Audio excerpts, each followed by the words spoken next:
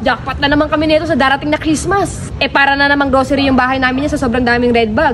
Nagre-reklamo ka kasi wala kang stub. Paano ba naman kasi lahat na nasa pamilya niya? Tapos nalabas siya, wala na siyang stub kasi puno na sa bahay nila.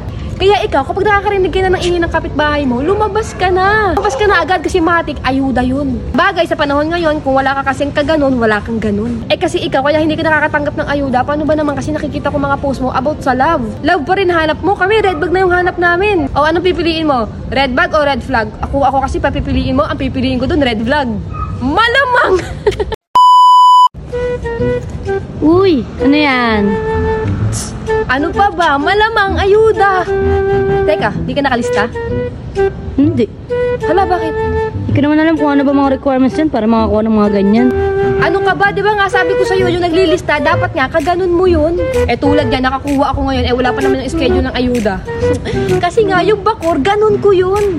First batch to. Ang mangyayari niyan, second batch, meron ulit ako. Partida yan ha, hindi pa naman ako butante. Pero ako pa nang unang magkaroon. Woo! Jackpot na naman kami nito sa darating na Christmas. Para na namang grocery yung bahay namin niya sa sobrang daming red bag. Di may pang fruit cocktail dyan. Uy, oo naman. Sarap yan sa salad. Tapos may pang spaghetti pa. Grabe, wala pa yung December. Daman ko na yung Pasko dahil nga sa red bag na hawak ko. Kasi ikaw, kaya hindi ka nakakatanggap ng ayuda. Paano ba naman kasi nakikita ko mga post mo about sa love? Love pa rin hanap mo. Kami, red bag na yung hanap namin. O anong pipiliin mo? Red bag o red flag? Ako kasi papipiliin mo. Ang pipiliin ko dun, red flag. Malamang! Kaya ikaw, kapag nakakarinig ka na ng ingay ng kapitbahay mo, lumabas ka na. Lumabas ka na agad kasi matik, ayuda yun. Sa bagay, sa panahon ngayon, kung wala ka kasing kaganon, wala kang ganon. Bibigyan ko kayo ng tips para makakuha ng ayuda. Una, dapat may kaganon ka. Pangalawa, dapat may kaganon-ganon ka. Pangatlo, dapat meron kang kaganon-ganon-ganon.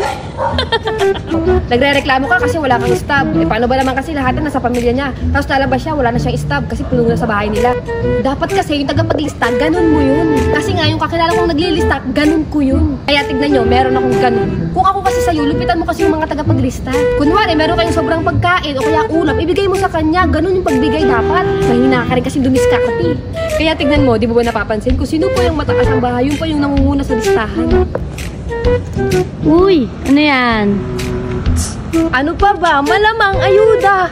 Ano ka ba? Di ba nga sabi ko sa'yo, yung naglilista, dapat nga kaganon mo yun. Bibigyan ko kayo ng tips para makakuha ng ayuda. Una, dapat may kaganon ka. Pangalawa, dapat may kaganon-ganon ka. Pangatlo, dapat meron kang kaganon-ganon-ganon. Uy, saan ka galing?